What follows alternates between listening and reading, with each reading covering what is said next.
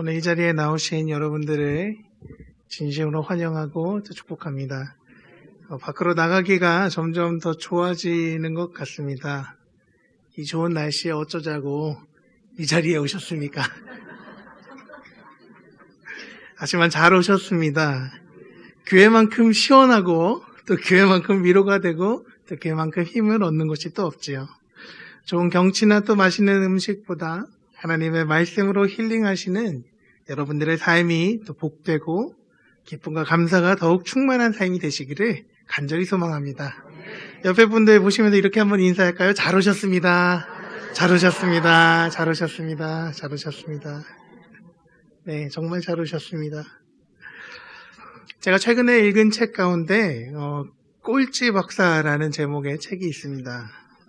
건국대학교 생명과학 교수인 조명환 박사님이라는 분의 이야기를 담은 책입니다.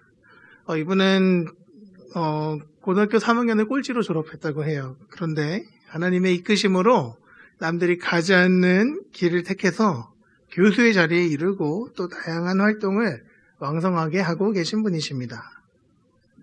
문과 출신으로서 이과인 미생물학과에 진학을 했다고 합니다. 그리고 교수에 이르기까지 자신의 간증을 담은 책인데 저는 여기서 한 가지 더 흥미로운 점을 발견했습니다. 이분은 교수이지만 학교에만 머물러서 학생들을 가르치는 그런 학문적인 영역에만 머무르지 않고 사업적인 분야와 특히 에이즈 연구 및 치료의 공익 사업을 위해서 뛰어다니는 분이라는 점입니다. 생명공학 분야에서 조명환 교수는 우리나라를 대표하는 바이오 기업인 셀트리온이라는 회사의 창업 및 또 사업 영역 확장에 대단한 공을 세웠고 또 아시아 태평양 에이즈 학회 학회장으로서 에이즈 치료제를 개발하고 또 보급하는 일에 헌신하는 그런 분이라는 것입니다.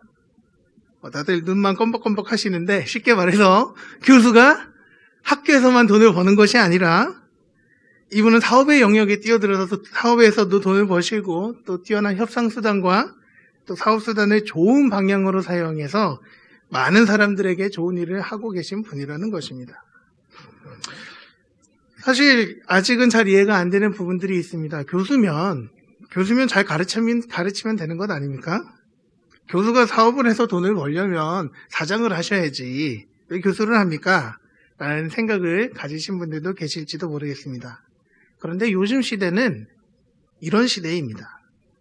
융합이라는 단어가 등장한 이후에 우리가 살아가는 이 시대는 한 가지에만 올인하고 몰두하는 그런 시대에서 이미 벗어났습니다. 불과 50년 전만 하더라도 우리나라를 비롯해 많은 세계는 이렇게까지 빠르지는 않았습니다. 평생 직장이란 말이 있을 정도로 한 번 들어간 회사에서 정년을 마치고 나오는 것이 당연했고 한 번 정한 전공은 죽을 때까지 그 분야 전문가로 살아갈 수 있을 만큼 그만큼의 지식이었습니다. 하나의 직업 또 하나의 일로 평생을 사는 것이 가능했던 시대였습니다. 그렇지만 지금은 그렇지 않습니다. 평생 직장이나 또 하나의 일로 죽을 때까지 전문가 노릇을 하며 살아가는 일은 아마도 없을 예정입니다. 만일 여러분 주위에 2가지 혹은 3가지 직장을 가지고 있는 사람이 있다면 그분은 능력이 없어서 한 군데 정착하지 못하는 것이 아닙니다. 이미 이 시대에 적응해서 미래가 촉망받는 그러한 사람입니다. 이런 분들하고 친해지시기 바랍니다. 뿐만 아니라 자신이 가진 다양한 배경들을 서로 연결해서 새로운 시너지를 만들어내기도 합니다. 앞서 말씀드린 이 조명환 박사라는 분이 바로 그런 예 중에 하나죠. 미생물학과로 대학에 입학한 이후에 16년 동안 생명공학에 몰두했습니다. 그런데 그렇게 한 분야의 전문가가 된 이후에 하나님의 도우심과 이끄심으로 좋은 사람들을 만나고 또 새로운 분야에 눈을 뜨게 됐는데 이것이 과학의 상업화 과정이었다고 합니다. 비단 이분만 다양한 분야를 서로 연결하여서 이런 좋은 결과를 내는 것은 아닙니다. 때로는 각자의 삶의 이야기 그 자체가 놀라운 결과의 원동력이 되기도 합니다. 요즘에 유튜브 중에서 핫하신 분 중에 박막리에라는 할머니가 계십니다. 71세 유튜브 방송을 하시는 분인데요. 이분의 영상은 별거 없습니다. 집에서 국수 삶아 먹는 것, 미용실 가는 거, 치과 가는 거, 손녀랑 놀러 다니는 것이 전부입니다. 그런데 이 할머니의 영상을 벌써 100만 명 이상이 시청했고, 또 이분을 만나기 위해서 유명한 사람들이 이분을 찾아옵니다. 기업이 이 할머니를 통해 광고를 합니다. 최근에는 책도 내시고 사인회도 하셨다고 합니다. 다양한 자신의 경험 그 자체가 원동력이 되어서 새로운 것들을 만들어냅니다.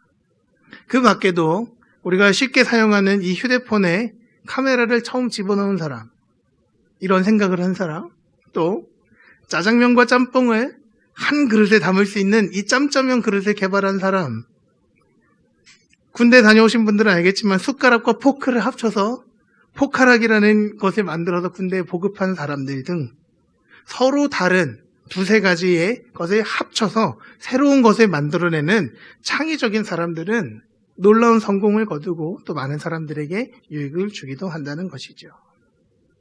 기가 막힌 아이디어들을 보면서 우리 이 극상스러운 어머니들은 자녀들의 미래를 생각하게 됩니다.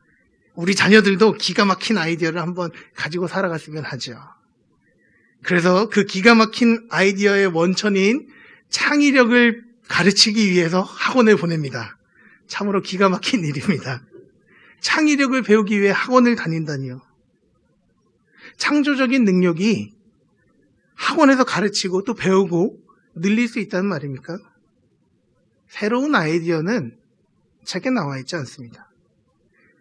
앞서 나가는 사람들은 항상 앞서 나가고 따라가는 사람들은 언제나 따라가기 마련입니다.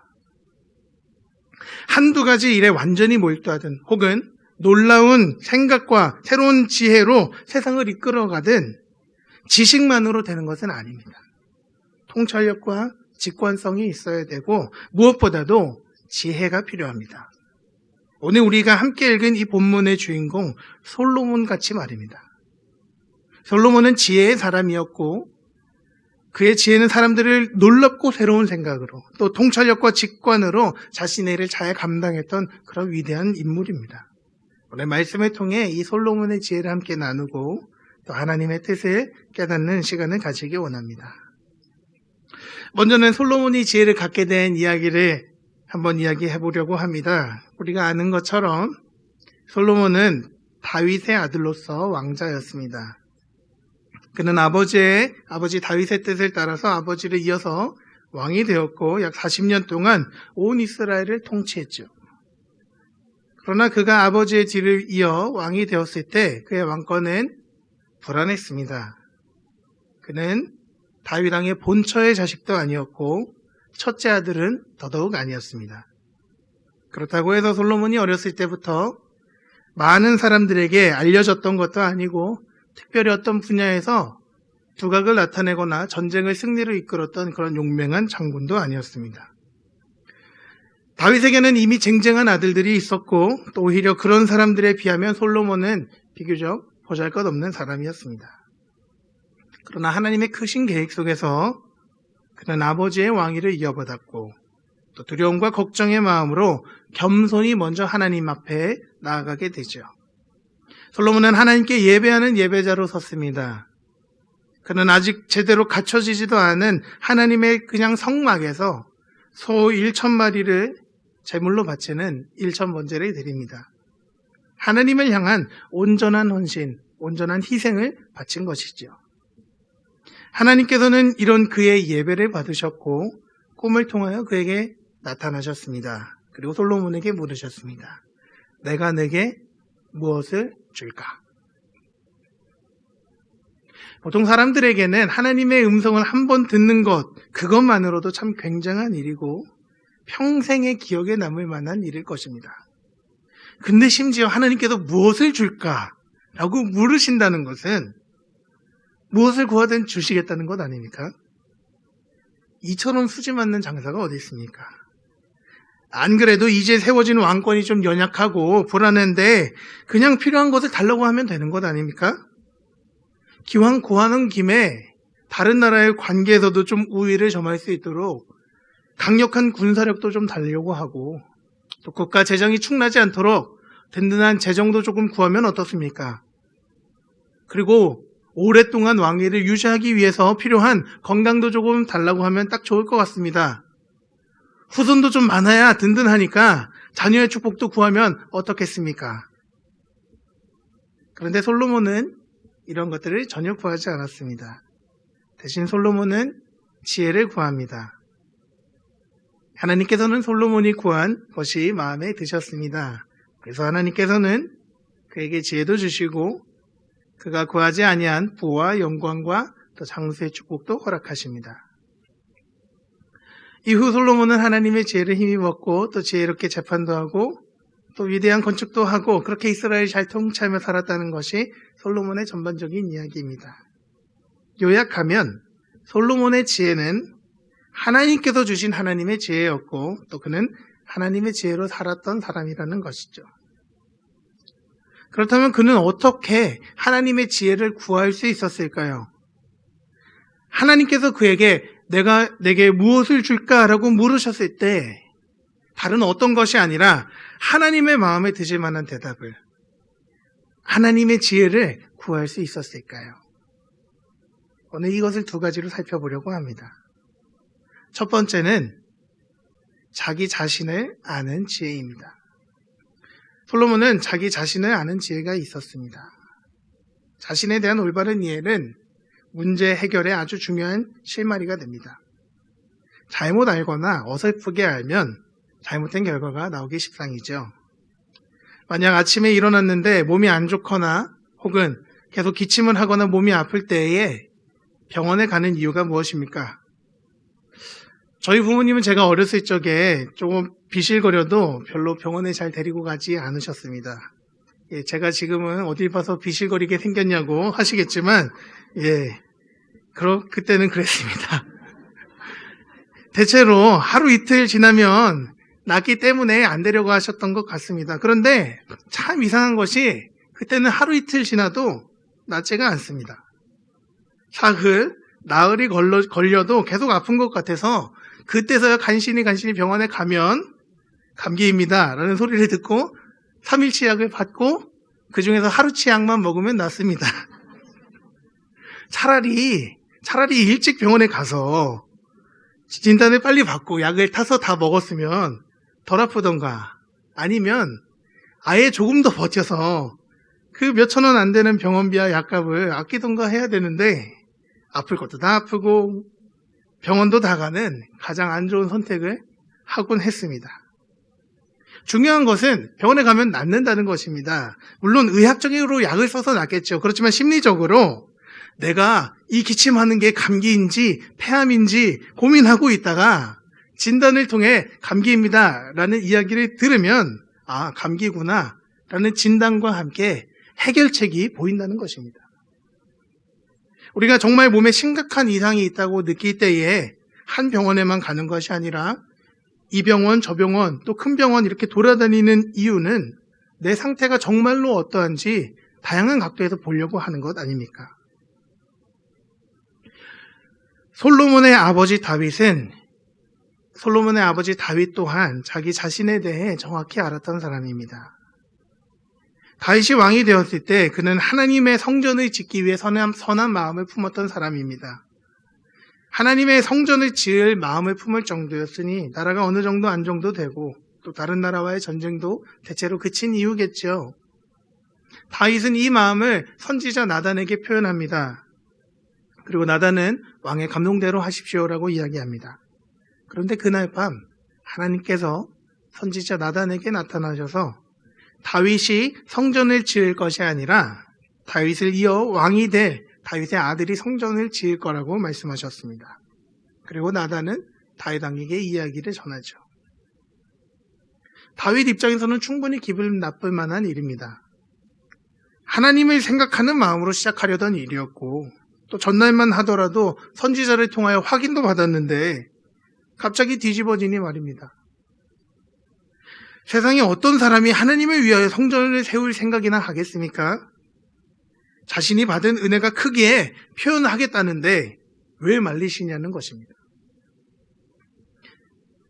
다윗은 그러나 그렇게 반응하지 않았습니다. 하나님의 말씀을 들은 다윗은 하나님 앞에 나아가서 이렇게 기도합니다. 역대상 17장 16절 말씀인데요. 제가 봉독하겠습니다. 다윗 왕이 여호와 앞에 들어가 앉아서 이르되 여호와 하나님이여 나는 누구이오며 내 집은 무엇이기에 나에게 이에 이르게 하셨나이까. 나는 누구오며 내 집이 무엇이기에 내가 지금 여기까지 오게 하셨습니까? 저는 미천한 집안에 별 볼 일 없던 막내 아들이었고 또 종처럼 여겨졌던 사람이었는데 하나님께서 나를 들어쓰시고 온 이스라엘을 다스리는 통치자로 세워주시고 하나님을 향한 선한 마음을 품을 수 있도록 여기까지 이끌어 주셨습니다라는 하나님에 향한 감사였습니다. 그의 아들 솔로몬 역시 마찬가지였습니다. 그는 자신의 현실을 정확히 알던 사람이었습니다. 솔로몬의 어머니는 다윗의 첫째 부인도 아니었고 그의 어머니는 밧세바로서 다윗의 악행으로 인해 시작된 우리아의 살해 사건과 연관된 그런 사람입니다.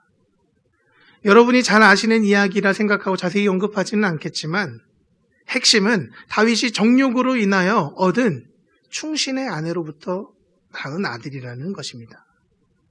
또한 솔로몬은 다윗의 여러 아들들 중에 왕위에 오르기까지 자신의 존재감이 별로 드러나지 않았던 사람입니다. 다윗에게 아내가 많았던 것처럼 아들들도 많았습니다. 가장 먼저 태어난 암논이라는 아들도 있었고 강력한 쇼맨십과 또 잘생김으로 무장한 야심도 있었던 압살롬이라는 아들도 있었습니다. 그 외에도 여러 쟁쟁한 아들들이 있었고 이는 다윗의 왕위를 이을 만한 첫 번째 후보군들이 되었을 것입니다. 솔로몬은 그 중에서 순위에 한참 밀리는 그런 별 볼 일 없는 왕자 중에 하나였습니다. 하나님의 특별하신 사랑과 또 다윗의 사랑으로 솔로몬이 왕위에 오르기로 내정되어 있었던 동안에도 어려움은 여전히 계속되었습니다.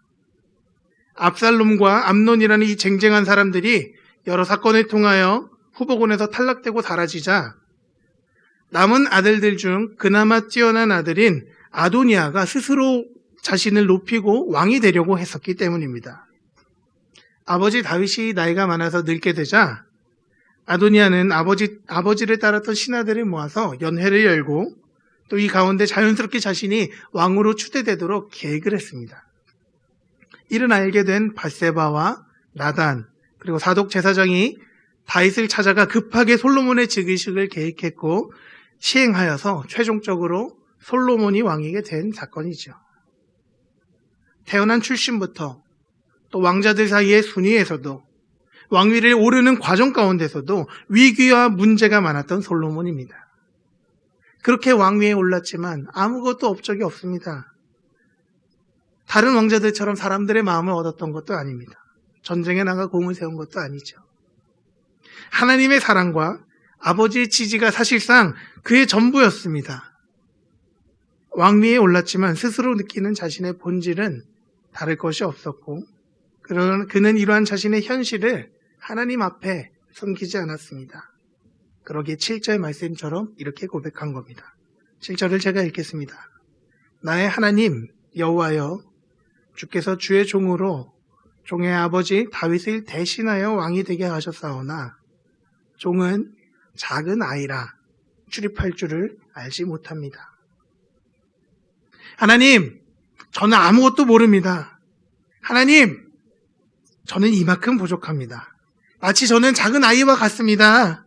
이게 제 현실입니다. 그러니 하나님 도와주세요. 사랑하는 성도 여러분, 우리 인생이 대단한 것 같고 또 내가 뭔가 잘하고 있다고 느낄 때에는 하나님께서 도와주시고 이끄실 만한 여지가 별로 없습니다. 그런데 우리의 현실을 한번 자세히 살펴보십시오. 지금 내가 여기 이 자리에 오기까지 정말 나의 힘과 나의 노력, 나의 능력이었습니까? 아니면 하나님의 전적인 은혜였습니까? 하나님의 전적인 인도하심을 구하려면 나의 처한 현실을 분명히 알아야 합니다. 주님 앞에 작은 아이에 불구하고 주님의 도우심 없이는 한순간도 살 수 없는 전적으로 연약하고 부서지기 쉬운 나의 현실의 말입니다. 이것은 내 앞에 펼쳐진 여러 어려움들 앞에서 도망치는 것이나 또 내가 이렇게 넘어지는 것, 무너지는 것을 정당화하려는 것과는 다릅니다. 우리가 많이 부르는 찬양 중에 이러한 찬양이 있습니다. 주여 우린 연약합니다. 우린 오늘을 힘겨워합니다. 주 뜻 이루며 살기엔 부족합니다. 우린 연약합니다. 어떤 분들은 이 찬양을 자신의 연약함을 묵상하는데 혹은 자신의 실패를 정당하는데 사용하시더라고요.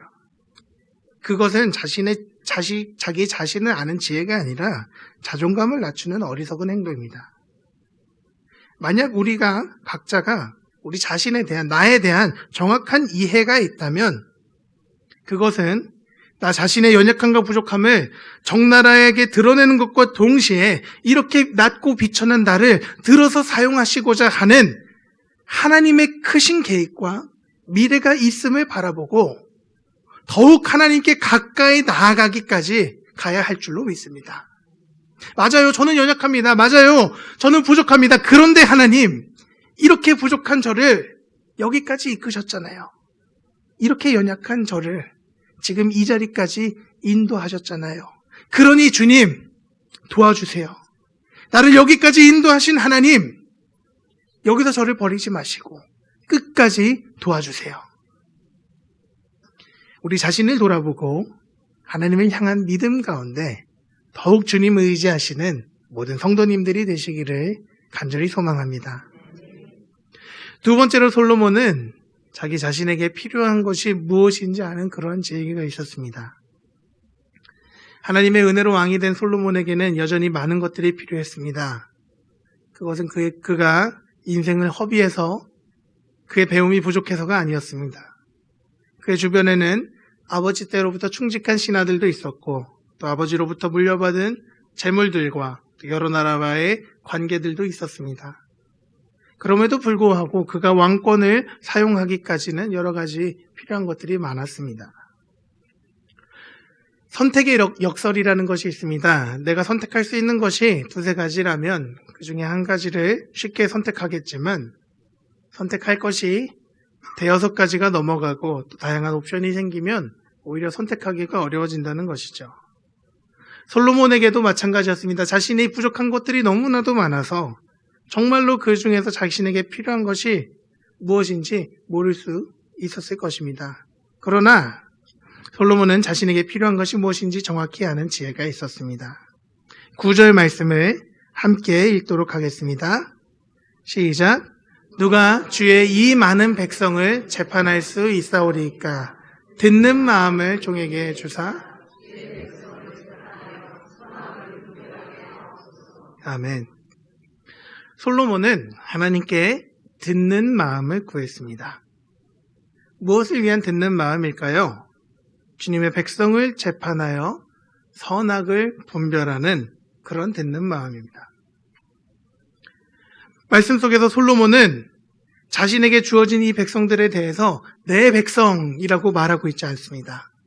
오히려 주의 백성, 주님의 이 많은 백성이라고 이야기하고 있습니다. 놀랍지 않습니까? 지금 왕위에 오른 사람이 누구입니까? 자기 자신 솔로몬 아닙니까? 그럼 누가 다스려야 합니까? 왕이 다스려야 하는 것 아닙니까? 그런데 솔로몬은 아니라고 말합니다. 이 백성은 주님의 백성입니다. 주님께서 통치하십니다. 이 나라는 주님의 것입니다. 이 나라를 다스리시고 이끌어 가실 분은 오직 하나님 당신이십니다. 저는 다만 주님의 그 통치를 대신할 뿐입니다. 그러니 주님의 백성을 다스리기 위한 주님의 지혜가 필요합니다. 주님의 백성을 주님의 뜻대로 이끌어가기 위한 듣는 마음이 필요합니다. 이것이 다른 어떤 것보다 제게 필요합니다. 라고 고백하고 있는 것입니다. 구체적으로 듣는 마음이란 두 가지 의미가 있습니다. 먼저 위로는 하나님께서 하시는 말씀을 듣는 마음입니다. 하나님의 음성에 귀를 기울이고 하나님의 뜻이 어디 있는지 세심히 살피고 또 하나님의 뜻에 따라 살고자 몸부림치는 그런 마음입니다. 내 안에 들리는 욕심과 또 탐심의 소리에 귀 기울이기보다는 지금까지 여기까지 이끄신 하나님의 말씀에 집중하고 하나님의 음성을 따라가고자 하는 그러한 듣는 마음입니다. 또한 아래로는 하나님의 백성의 소리를 귀담아 듣는 그러한 마음을 의미합니다. 내 백성으로서 내가 무언가 해결해 주겠다는 것이 아니라 하나님의 백성으로서 하나님의 통치를 그들 가운데 펼치고자 하는 그러한 마음이라는 것이죠. 하나님의 백성을 하나님께서 주시는 그 마음으로 사랑하고 섬기고자 하는 마음을 의미합니다. 우리가 읽지는 않았지만 하나님께서 이 꿈을 통하여 솔로몬에게 지혜를 주신 후에 정말 어려운 사건이 한 가지 생깁니다. 두 창녀 사이에 있었던 송사 이야기지요. 이야기는 이렇습니다. 두 명의 창녀가 함께 살고 있는데 거의 비슷한 시기에 아기를 가졌습니다. 그리고 비슷한 시기에 출산을 했습니다. 출산한 지 얼마 되지 않아 잠을 자고 있는데 한 여자의 아기가 죽은 것입니다. 어미 옆에서 자다가 어미가 무심코 뒤척이다가 아기를 눌러죽게 한 것이죠. 자, 여기서 이야기가 갈리는데 한쪽이 주장하는 것은 그 어미가 밤에 일어나서 자기 아기가 죽은 것을 보고 아직 살아있는 옆에 아기와 자기 죽은 아기를 바꿔치기 했다는 것입니다. 또 반대쪽 이야기는 그냥 자기 아기가 죽은 것과 다른 아기가 살아있는 것을 보고 저 사람이 분이 나갖고 송사를 건 것이다 라고 이야기하는 것이죠. 자, 이야기가 어떻게 해결되죠? 모든 이야기를 들은 솔로몬이 칼을 가지고 와서 살아있는 아기를 반으로 잘라서 나눠 가져라 그 이야기하죠. 그러자 진짜 아기의 어머니가 나타나서 제발 아기만은 죽이지 말라고 이야기를 하고 그렇게 진짜 어머니를 찾아주었다는 재미있는 이야기입니다.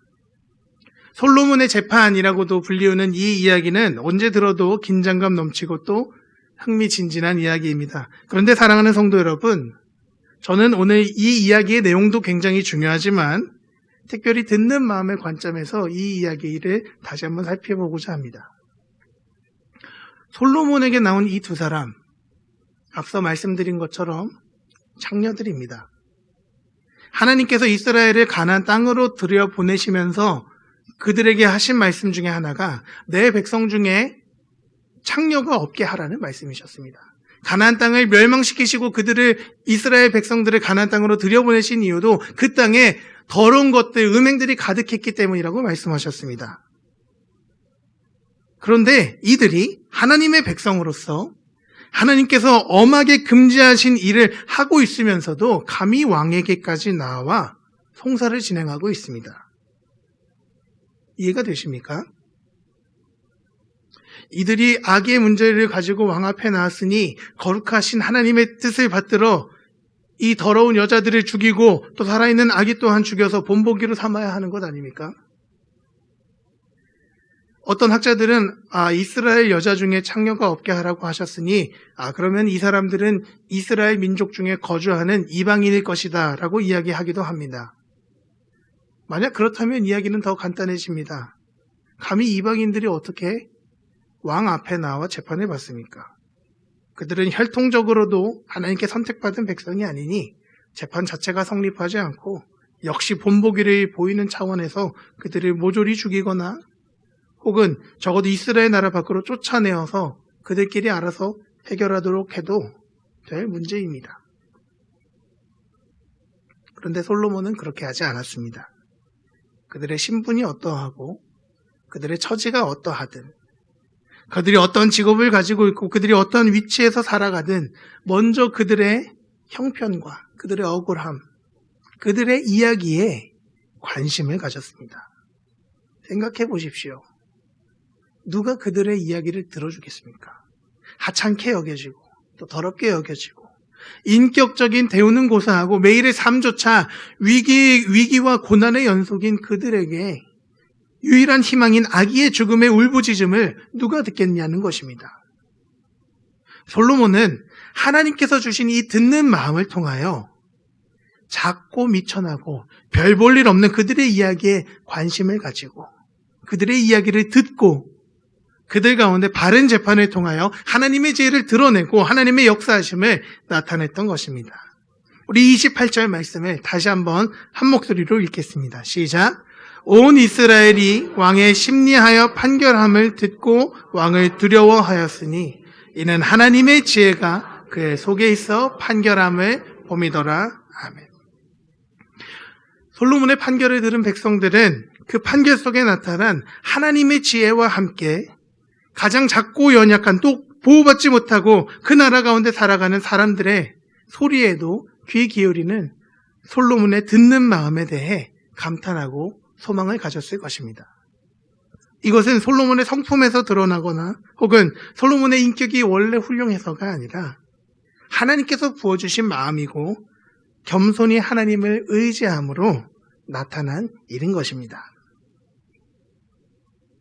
하나님의 지혜는 곧 하나님의 마음입니다. 듣는 마음은 곧 하나님의 마음을 깨달아 아는 것입니다. 성경에 등장하는 수많은 인물들은 모두 하나님의 마음을 깨달아 알았던 사람들입니다. 하나님은 사람으로 하여금 자신의 마음을 알기를 원하시고 또 숨기지 않으십니다. 하나님께서는 아브라함에게 그러하셨고 또 야곱에게 요셉에게 자신의 마음을 보여주셨습니다. 다윗과 솔로몬에게 그러하셨고 이사야, 예레미야, 요엘, 요나와 같은 선지자들에게도 그러하셨습니다. 예수님께서는 하나님의 마음을 통하여 백성들을 향하여 민망히 여기는 긍휼히 여기는 마음을 가지셨고 그들을 고치시고 치료하시고 구원하셨습니다.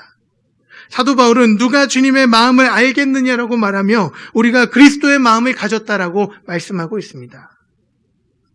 사랑하는 성도 여러분, 우리에게 정말 필요한 것은 하나님의 마음입니다. 우리의 성품이 아니라 하나님의 성품이고 우리의 지혜가 아니라 하나님의 지혜입니다. 왜냐하면 이러한 것들은 내게 없기 때문입니다.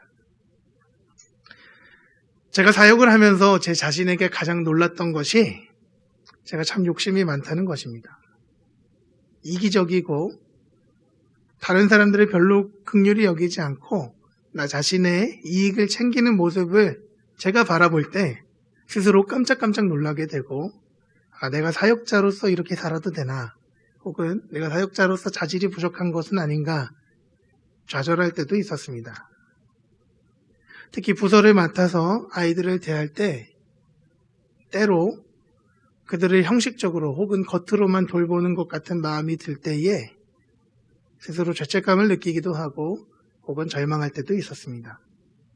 그런데 어느 순간부터 그럴 때마다 저는 하나님께 기도하기 시작했습니다. 주님, 제겐 사랑하는 마음이 부족합니다. 제게 사랑하는 마음을 부어주세요. 주님, 저는 다른 사람들의 아픔과 슬픔에 공감하는 능력이 부족합니다. 주님, 제게 하나님의 그 긍휼히 여기는 마음을 부어주세요. 주님, 제 안에는 사역하기에 합당하지 않은 마음들이 있습니다. 성령의 불로 정결하게 하여 주시고 거룩하게 해주세요. 이렇게 기도할 때 하나님께서는 제 마음에 사랑을 주시기도 하셨고 또 긍휼히 여기는 마음을 주시고 거룩하게 살고자 하는 마음을 부어주시는 것을 느끼게 됩니다. 물론 제가 지금 완전해져서 하나님 항상 사랑하는 마음과 또 긍휼히 여기는 마음 혹은 거룩한 사람으로 살고 있다는 것은 아닙니다. 여전히 부족하죠. 그러나 날마다 하나님 앞에 겸손히 나아갈 때 때때로 부어주시는 그 주님의 은혜로 살아가고 있다는 것입니다. 사랑하는 성도 여러분, 예수님께서는 우리에게 구하라 그리하면 너희에게 주실 것이요 찾으라 그러면 찾아낼 것이요 두드리라 그리하면 열릴 것이니 라고 말씀하셨습니다. 사도 야고보도 너희 중에 누구든지 지혜가 부족하거든 모든 사람에게 후히 주시고 꾸짖지 아시하시는 하나님께 구하라 그리하면 주시리라고 말하면서 하나님께서 언제나 우리에게 지혜를 주시는 분, 또 은혜를 주시는 분, 은혜를 베푸시는 분이라고 강조하고 있습니다. 이 말씀을 힘입어 여러분의 삶 가운데서 주님, 제가 제 삶 가운데 만나는 이 주님의 백성들을 긍휼히 여기는 마음을 허락하여 주옵소서. 솔로몬에게 주셨던 지혜를 주셔서 공감하고 위로하는 마음을 주시고 듣는 마음을 주셔서 하나님의 마음으로 살아가도록 인도하여 주옵소서라고 간구하며 살아야 할 것입니다. 말씀을 마무리하고자 합니다. 우리 인간이 가진 모든 지식이 이 세상을 정복할 것 같았지만 지금 이미 인간이 가진 지식은 인공지능이라 불리는 시대에 추월당했고 어떤 면에서 이런 것들이 인간보다 더욱 훌륭하게 지식을 사용합니다. 이러한 시대를 살아갈 때 우리에게 정말 필요한 것은 지식이 아니라 지혜입니다. 특별히 하나님의 지혜입니다. 나 자신이 누구인지, 내가 얼마나 부족한 사람인지 깨닫는 지혜이고 그러기에 하나님을 더욱 의지하는 지혜입니다. 내게 진정 필요한 것이 무엇인지, 나를 지금 여기 있게 하시고 이끄시는 그 하나님의 크신 뜻과 또 내 삶에 베푸시고 만나게 하신 이 하나님의 백성들을 바라보며 하나님의 마음으로 위로하고 하나님의 방법으로 권면하는 듣는 마음과 또 하나님의 마음에 권면하는 지혜입니다. 이러한 지혜가 저와 여러분의 삶 가운데 더욱 충만히 넘치시기를 주님의 이름으로 간절히 축원합니다. 기도하시겠습니다.